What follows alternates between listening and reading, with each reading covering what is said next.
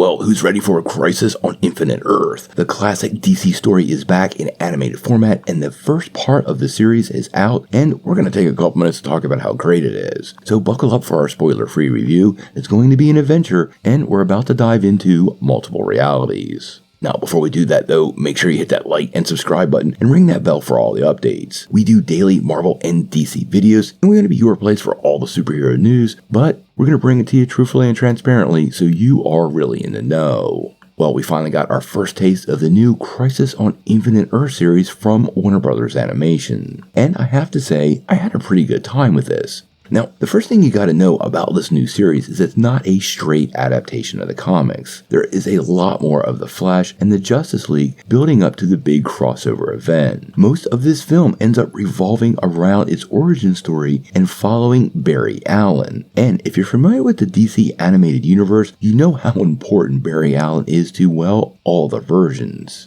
Now, taken flat out as a Flash and or Justice League movie, Part 1 is an absolute great time. It's different enough from previous versions to feel fresh and new. Not only do we get a new Justice League roster and a really interesting new origin for Amazo, but we get a whole new oriented view of the Justice League because the film focuses so deeply on the Flash. The movie fully explores this different side of the Justice League, one that's a lot more humorous and full of heart, rather than focusing only on Batman or Superman's point of view. Pretty much demonstrating something that we all know, that Barry Allen is the heart of the team. Now, we're going to avoid spoilers as much as possible, but one of the key moments here in this film is when he suggests to Bruce that he should take on Dick Grayson as his ward, demonstrating how he really does think with his heart. Now, Crisis on Infinite Earth does follow that art style that has been synonymous with the rest of the Tomorrowverse. And sadly, I think this part is a bit of a miss. We are in the world of the Spider-Verse movies, so it's sort of a missed opportunity for the DC universes to give different aesthetics to different versions of the characters. The visuals are still pretty much a mix of the various previous versions of the DC animated universe, but in its new style, which does have somewhat of an anime flavor.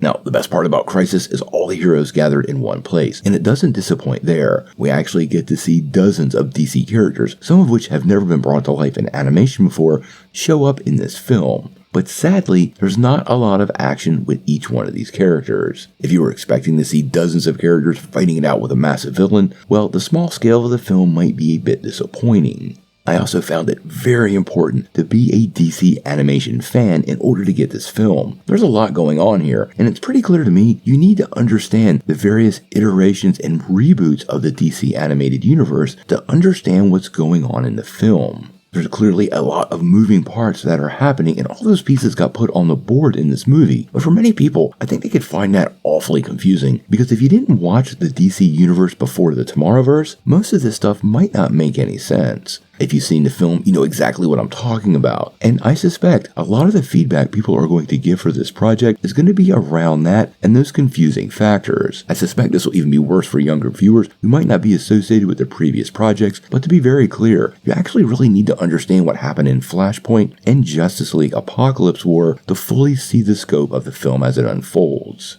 Now, like we said, technically this is a Justice League movie, but in reality it's very much a Barry Allen story. The film revolves around Barry's life and specifically with Iris West, and does a pretty great job paying homage to how each of these characters work and complement each other as they have throughout DC Comics history. Now, obviously, the film leaves us on a big cliffhanger, and there's still a lot of story to be told. There's 2 more parts to this movie, and it didn't really have a hard time filling up the 90 minutes, so I do suspect we have a full, amazing 3 hours left to complete the story. The film really kind of felt like the first 2 chapters, and I do suspect going forward, each of the upcoming films is probably going to have somewhat of a similar feel, breaking down various almost issues in each film, and ultimately tying it together. I don't really feel like it's good to judge the film at this point. I would typically give it about a 7 or 7.5, but we don't know what's coming next, and I think how the next 2 parts play out are as important in determining how great this movie is as what was presented already. So until we get those films, we're going to have to wait and see.